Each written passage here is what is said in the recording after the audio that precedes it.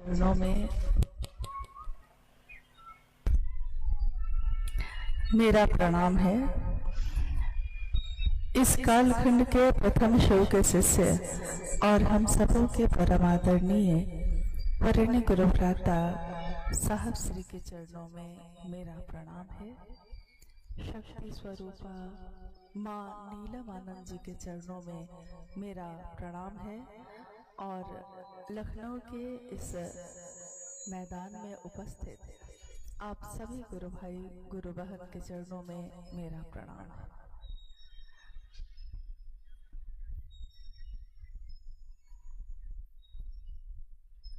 आज हम सबों का सौभाग्य है कि अपने गुरु शिव के लिए, अपने गुरु शिव के काम और उनकी बात के लिए आप सबों के बीच आने का मौका मिला है।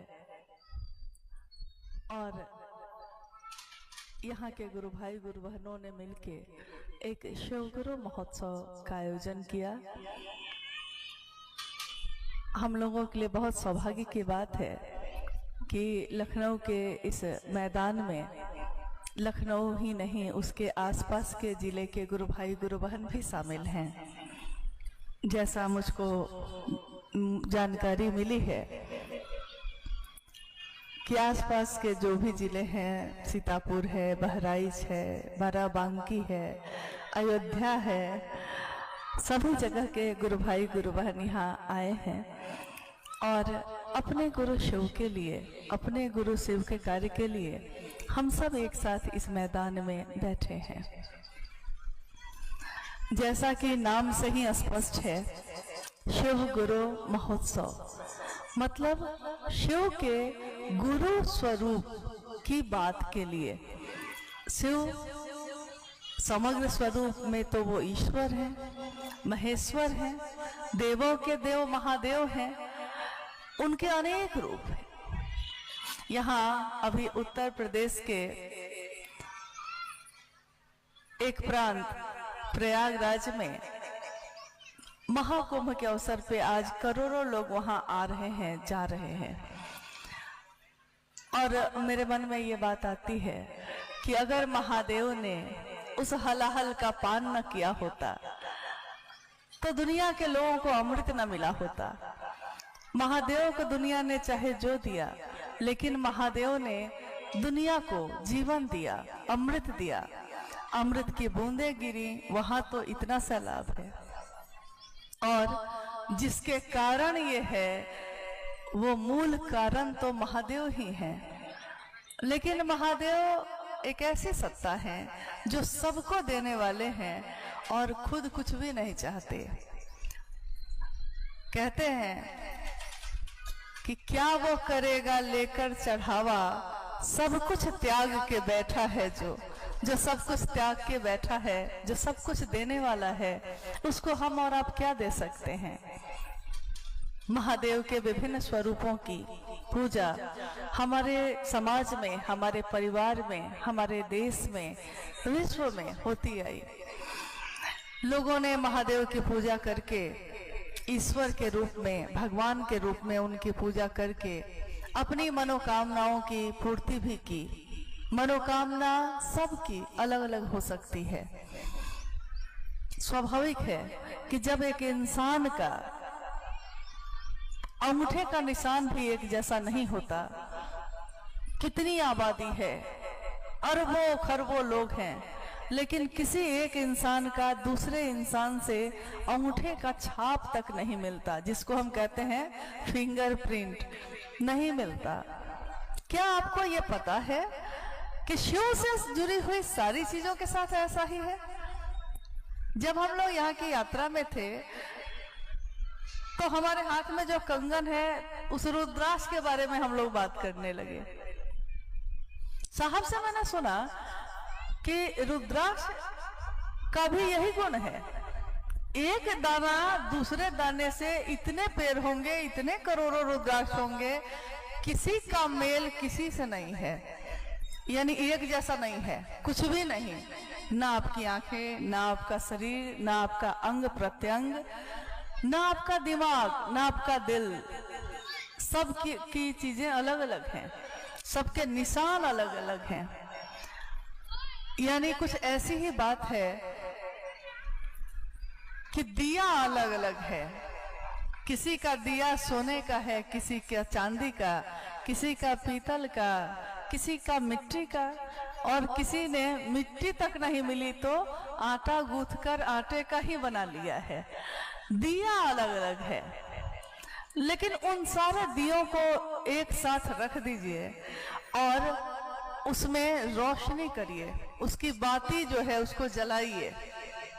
बाती जब जल जाती है और तब अगर दिए को छुपा दिया जाए और कहा जाए कि अब बाती को देखिए, रोशनी को देखिए, और इस रोशनी से आप पता लगाइए कि कौन सी रोशनी सोने के दिए की है और कौन सी माटी के दिए की है, तो कौन बता सकेगा?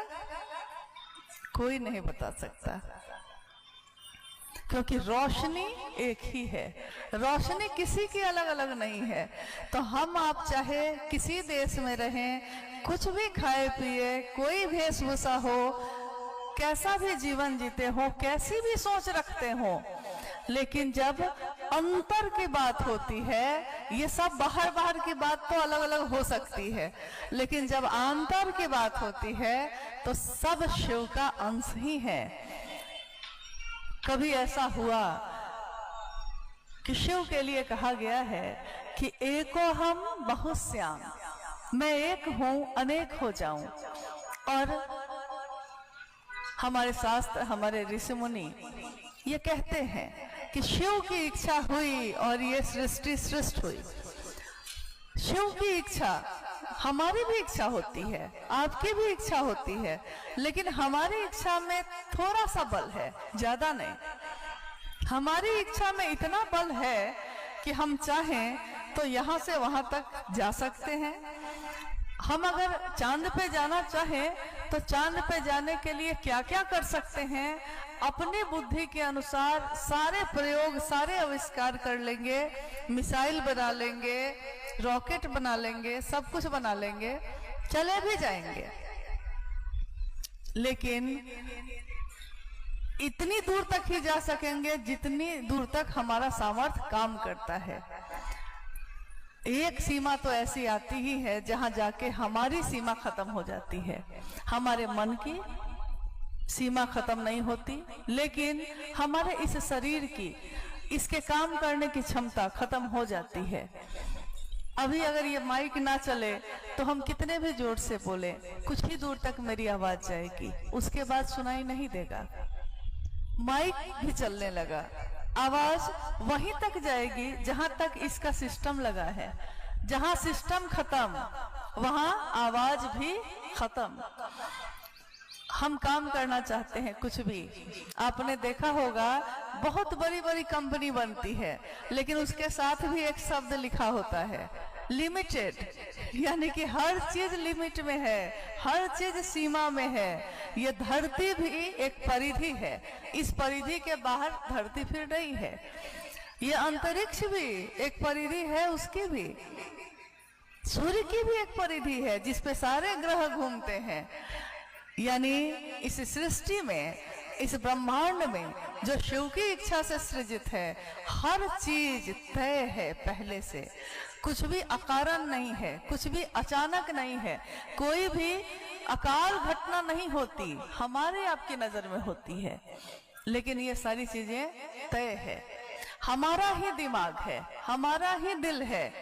अभी हम लोग, इतने लोग इस मैदान में बैठे हैं, हम अगले पल क्या सोचने वाले हैं? कोई एक आदमी बता सकता है? कोई नहीं बता सकता।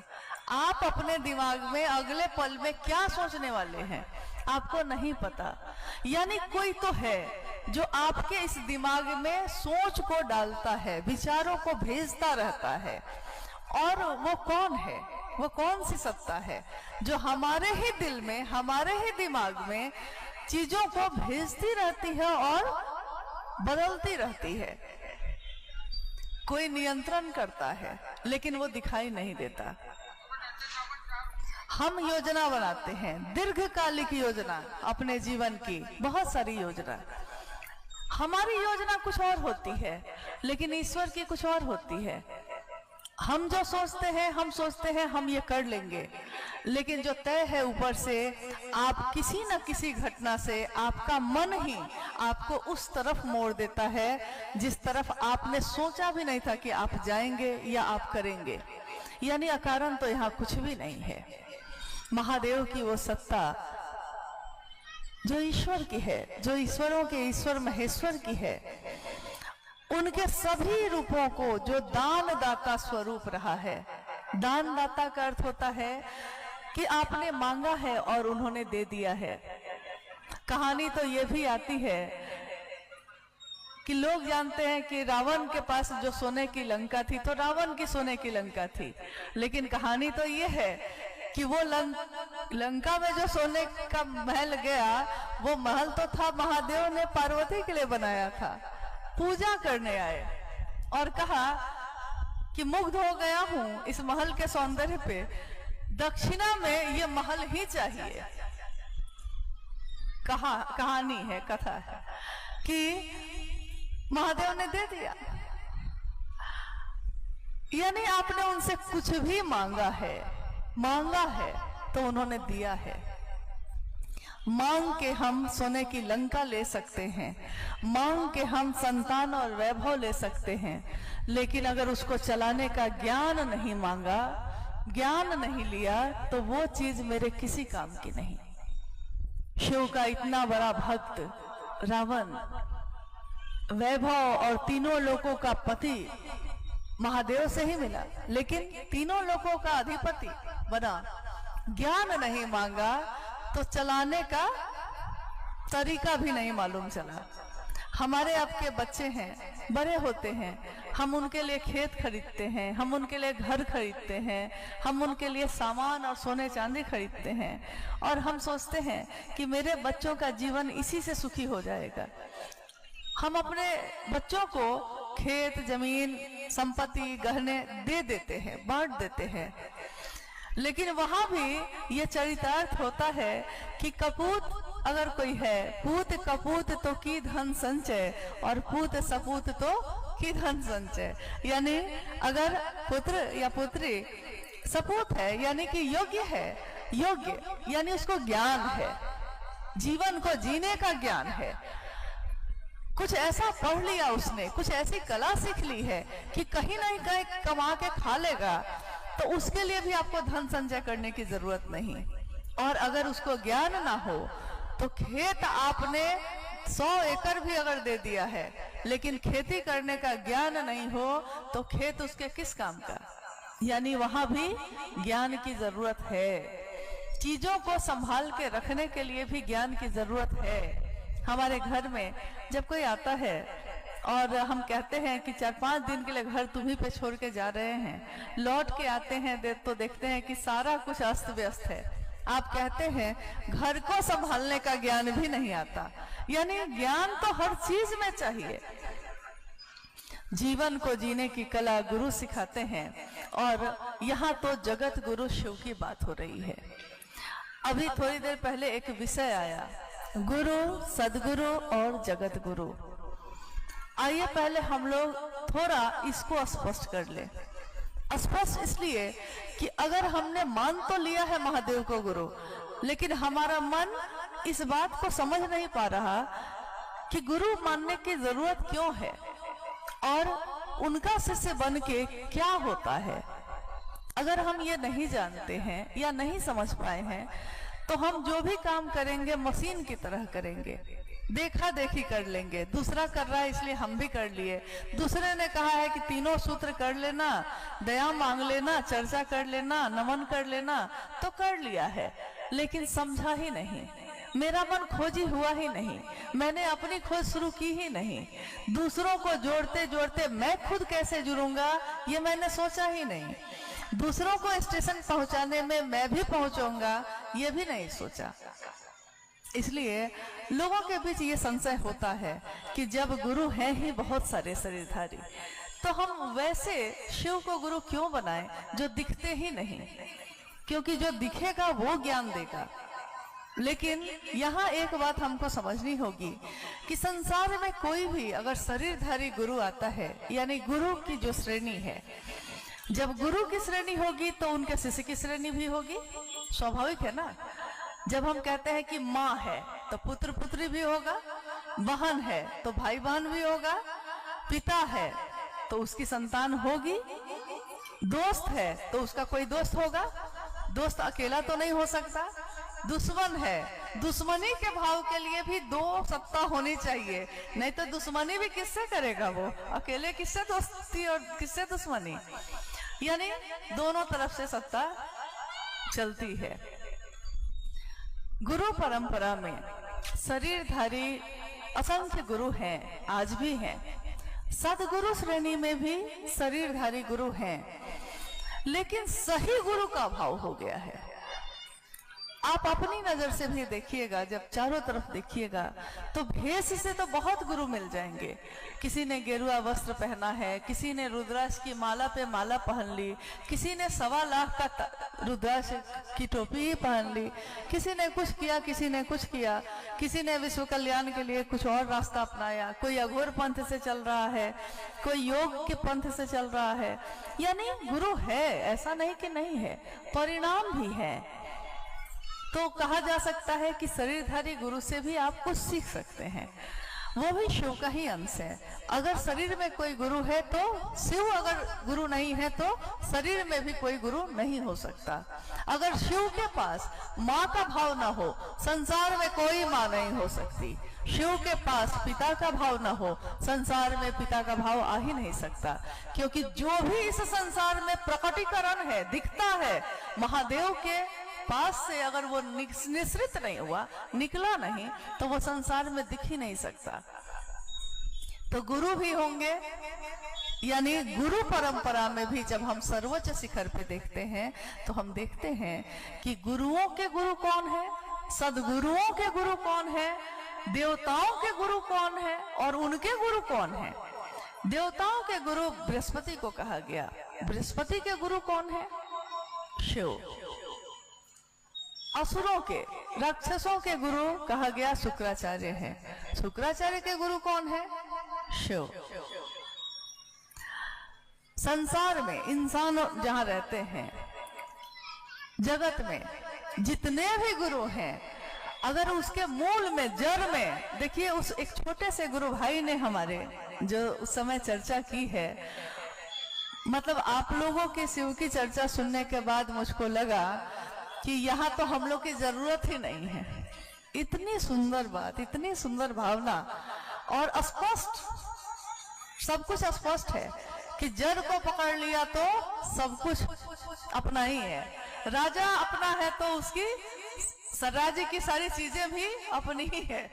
जड़ को पकड़ लिया, देखिए कितनी बड़ी बात कही उसने। यानी अगर गुरु और सदगुरु के परंपरा से भी आप खोजने चलिएगा कि आखिर कोई गुरु है संसार में, तो उसका गुरु कौन, उसका गुरु कौन, उसका गुरु कौन, तो अंत में जाके समाप्त होती है ये यात्रा महादेव के पास। सदगुरु, इसमें अंतर क्या है? गुरु यानी एक शरीरधारी सामान्य गुरु अपने साधना से, साधना यानी कि आपने देखा होगा कोई बैठ के ऐसे तपस्या कर रहा है, कोई मंत्रों का जप कर रहा है, अपनी साधना से। साधना मतलब जिस देवी या देवता की आप पूजा कर रहे हैं उसको आप सोचे हैं अब साध कर उससे मिलेंगे। कहने का मतलब हुआ साध कर, मतलब क्या देवी या देवता को हम साध लेंगे या वो हमको साधेंगे? क्या होगा ये? साधना मतलब कि श्रम युक्त भक्ति, यानी एक ऐसी भक्ति जिसमें आप अपनी ताकत लगा रहे हैं, अपनी शक्ति लगा रहे हैं। तो एक सीमा के बाद आपकी शक्ति होगी खत्म। एक सीमा तक तो काम कर सकती है, उसके बाद नहीं। एक कुर्सी उठाने तक आप खुद से उठा सकते हैं, लेकिन अगर आपको सोफा उठाने के लिए कहा जाएगा, चौकी या पलंग उठाने के लिए कहा जाएगा, तो आप अकेले नहीं कर सकते। यानी वहां आपकी शरीर की शक्ति खत्म। मानसिक शक्ति, मन में शरीर से बहुत ज्यादा शक्ति होती है।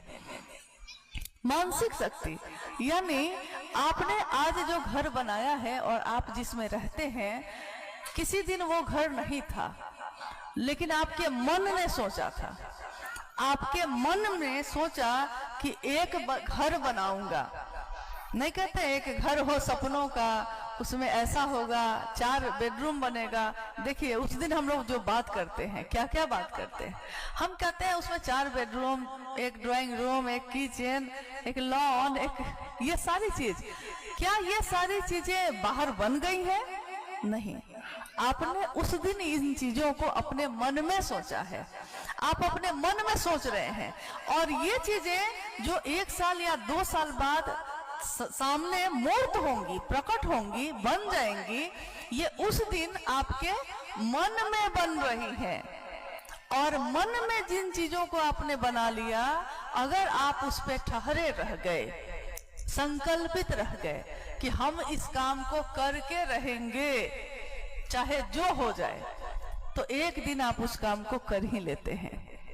सामने दिखता है 2 साल बाद, लेकिन बन तो गया था उसी दिन जिस दिन आपने मन में सोचा था।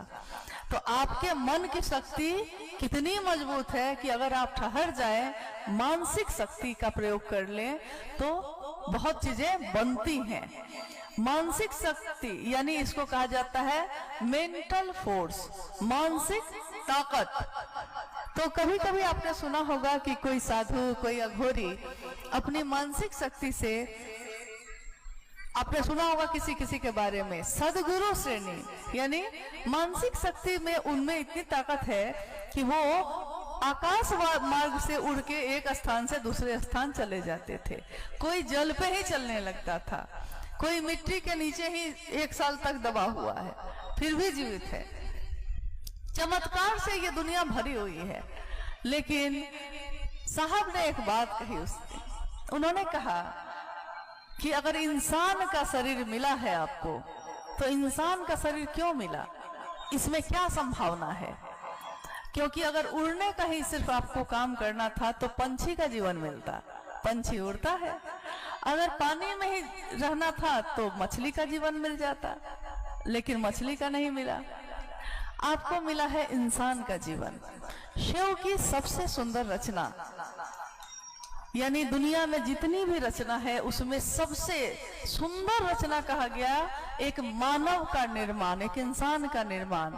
और ये एक ऐसा निर्माण है जिसमें एकमात्र जीवों में ये संभावना है, ये संभावना कि वो क्या बन सकता है, वो शिव बन सकता है वो शरीर में, है वो बंधन में, है वो संकीर्णताओं से जकड़ा हुआ, लेकिन उसमें एक संभावना है कि वो एक दिन शिव बन सकता है। संभावना है, जैसे एक संभावना होती है हर बीज में, हर बिये में एक संभावना है कि अगर आपने उसको मिट्टी में लगा दिया तो उससे पौधे निकलेंगे और उन पौधों में बालियां लगेंगी, अनाज पैदा होंगे। अनाज होगा तो हमारी भूख खत्म हो जाएगी। उस दिन संभावना थी, अगर किसी ने लगा दिया, सींचा और अनुकूल मौसम और अनुकूल खाद पानी मिल गया तो उसमें बालियां लगती हैं, उसमें अनाज पैदा होता है। अनुकूल ना मिला तो कभी जल भी जाता है। लेकिन उस बीज में उस दिन सिर्फ संभावना थी, उस दिन उस बीज में पौधा नहीं था। ठीक वैसे ही जब इंसान का जन्म होता है, उस इंसान के जन्म के साथ ही उसके अंतर मन में सारे तरह के भावों के बीज छिपे होते हैं, सारे चीजों के बीज। एक बच्चा जब जन्म लेता है तो उसके मन में प्रकट होता है एक भाव अपनी माँ के लिए, अपने पिता के लिए। इसलिए आप देखिएगा कि एक छोटा सा बच्चा जो बिस्तर पे है, गोद में है, लेकिन उसके माँ पिता जब गुजरते हैं या आवाज देते हैं तो वो पलट के देखता है। तो हम लोग हंसते हुए कहते हैं कि देखिए पहचान गया कि पापा आए हैं। कैसे पहचान गया? क्योंकि उसने आप अपने मन में आपके चीजों को ग्रहण किया है। उसके अंदर जो भाव था पुत्र का या पुत्री का, वो प्रकट हो गया। थोड़ा बड़ा होता है, हम लोग उसको सिखाते हैं, समझाते हैं, ये चाचा हैं, ये काका हैं, ये बाबा हैं, प्रणाम करो। वो प्रणाम करता है। उसके अंदर ये सारे भाव जैसे जैसे उसके सामने रिश्ते आते हैं, कोई भी भाव आता है उसके अंदर का भाव भी प्रकट होने लगता है। आप में से लगभग सभी लोग गृहस्थ आश्रम के हैं, यानी कि विवाह हुआ है, तो इस अनुभूति से तो आप गुजरे ही होंगे। जिस दिन आपका विवाह तय हुआ उस दिन से पहले आपके अंदर पत्नी का भाव था या आपके अंदर पति का भाव था, लेकिन माता पिता ने कहा कि अमुक आदमी से तुम्हारा विवाह तय कर दिया है। किसी ने तस्वीर लाके दिखाई है, बहुतों ने तो तस्वीर भी नहीं देखी है, बस मन में सोचा कैसा होगा मेरा पति, और उसके मन में पत्नी का भाव फूट पड़ा। अब आप कहिएगा कि ये पत्नी का भाव पहले कहाँ था? था तो आपके ही अंदर, लेकिन आपके सामने वो सत्ता नहीं आई, वो रिश्ता, वो भाव नहीं आया, इसलिए आपके अंदर से भी वो भाव प्रकट नहीं हुआ। तो प्रकट हो गया। अब पति बनेंगे तब जब शादी होगी, लेकिन शादी होते होते तक में ये पत्नी का भाव गहरा हो गया, प्रगाढ़ हो गया, और जाते ही उस घर में, जबकि वो अनजान है आपके लिए, पूरा का पूरा घर अनजान है, आप किसी को पहले से नहीं जानते, लेकिन आप उस घर में जाती हैं और आपको लगता है कि सबसे ज्यादा अपना कौन लगा उस दिन, जिस दिन अपने ससुराल गए थे, अपने माँ पिता, अपने भाई बंधु को छोड़ के जिस दिन गई थी, उस घर में सबसे अपना कौन लगा था? किस पे विश्वास करके गई थी? पति पे। पति अपना लगा, भला है बुरा है जैसा भी है, मेरा पति तो मेरा देवता है। हम लोग ये भी बोले, यानी कि पत्नी का भाव इतना गहरा हो चुका था कि जब तक मिले तब तक में विश्वास भी उसी पे, उसी के सहारे एक अनजान घर में चले गए।